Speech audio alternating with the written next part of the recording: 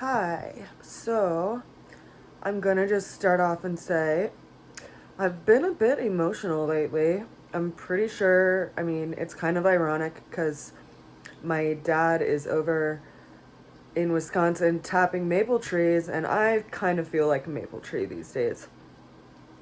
I'm just really easily tapped for whatever reason.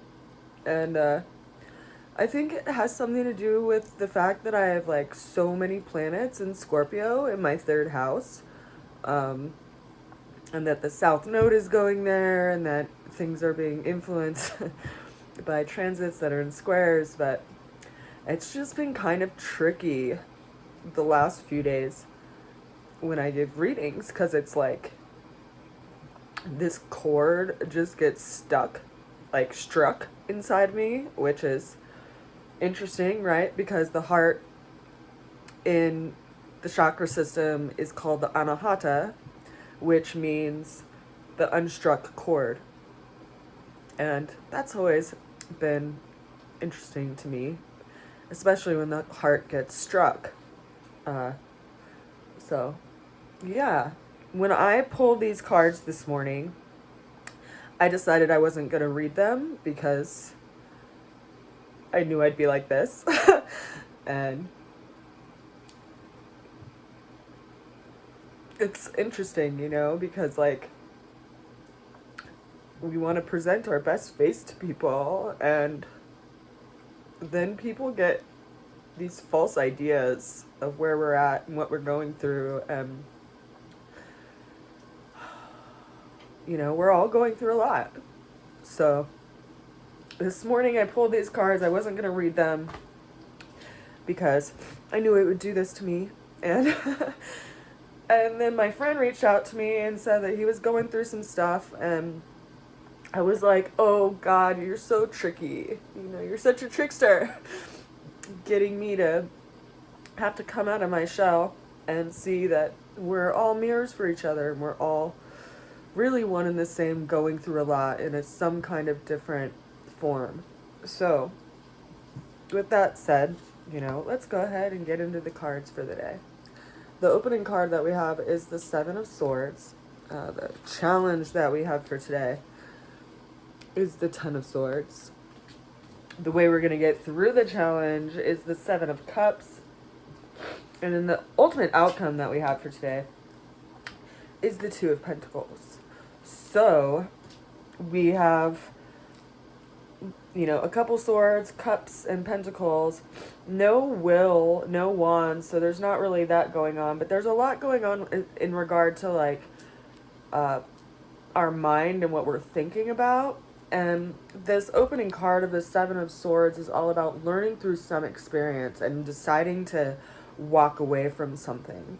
And they're kind of gathering their thoughts with them, and they're deciding what they want to take away from the situation, and they're walking away from this group. And so in a lot of ways it's like this energy of like going out on one's own, and taking your ideas with you.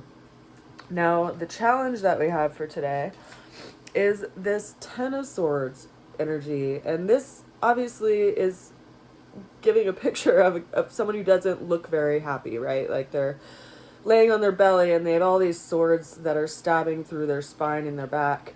And it's this energy of like how crystallized ideas and how our certainty around things can be imprisoning and can really be our biggest sense of limitation, is how we see a situation, or how we've gathered that information. Like for instance, if someone is offended by someone who's like said bad things about them, or broke their promises or something, and then they let that kind of get the best of them because they're not going out in the world because they're so offended by how this person treated them, for instance. But it's this energy of what we're choosing to think about can be imprisoning. It can really like steal our day and steal our energy from going into any direction. And yet how we're going to get through that energy is this Seven of Cups card. And the seven, so we have two sevens here, which is another learning, but this is a a means of like emotional reflection on a situation, and seeing that some of the things that we, perceived that would be bringing us happiness, like they fell short, or they didn't actually bring us the happiness or the potential that we were led to believe or we thought that they would. It's also this idea of, reflecting what you've learned in an experience in kind of a detached way, because we see that this person is separate. They don't really have any defined features, and they're like this silhouette. So it's seeing how some of the things that we put our mind on and fixate on, are not actually like real. Like sometimes, it's like we paint the roses, instead of painting the roses red, which happens in, the Queen's Court, right? In the oh, Alice in Wonderland. Instead of painting the roses red, it's like we go around and paint the roses black all the time. And so we have to be careful around our own illusions around a situation or who a person was, because we might have been able to get some clarity around that today. Now, the ultimate outcome that we have for today is the Two of Pentacles. And this is someone who is rebalancing themselves on their own sense of value and putting their focus on that and what is in front of them. Because there is, this big swelling kind of body of water going on behind them, but they can't focus on that, right? So in a lot of ways, we're getting this opportunity today to work with where we put our attention and to place it in something that's actually going to bring balance into our lives. Because when we're in this space, we don't really have the energy or effort or willingness, even quite literally, to get up and do anything, because it's almost like we've been defeated by the mind.